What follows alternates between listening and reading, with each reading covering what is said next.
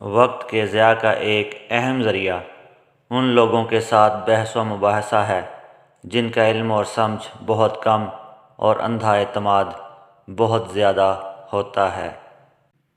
الفاظ جو بھی ہوں، جیسے بھی ہوں، لوگ مطلب ہمیشہ اپنی مرضی کا ہی نکالتے ہیں۔ انسان اپنے اندر کی جنگ لڑ لے تو باہر کی جنگوں کا سامنا بہت کم ہی کرنا پڑتا ہے۔ زندگی میں آگے بڑھنا ہے تو بہرے ہو جاؤ، کیونکہ بعض لوگوں کی باتیں مایوسی میں اضافہ کر دیتی ہیں۔ منزلیں چاہے کتنی بھی اونچی کیوں نہ ہوں، راستے ہمیشہ پاؤں کے نیچے ہی ہوتے ہیں۔ تجربہ انسان کو غلط فیصلے سے بچاتا ہے، مگر تجربہ انسان کو غلط فیصلے سے ہی حاصل ہوتا ہے۔ جو حق سے منہ موڑتا ہے وہ تباہ ہو جاتا ہے۔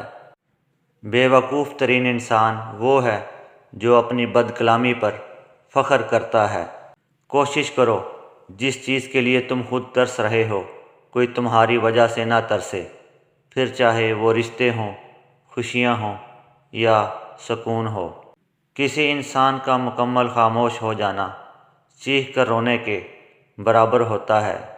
نامکمل علم فساد پیدا کرتا ہے۔ ہمیشہ کے لیے کچھ بھی نہیں ہوتا۔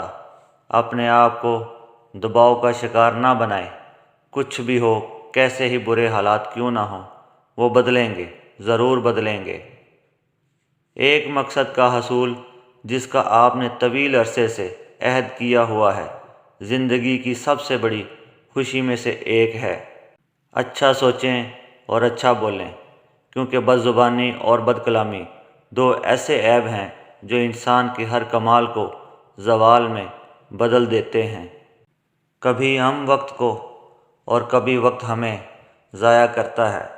دونوں ایک دوسرے سے بدلہ ضرور لیتے ہیں۔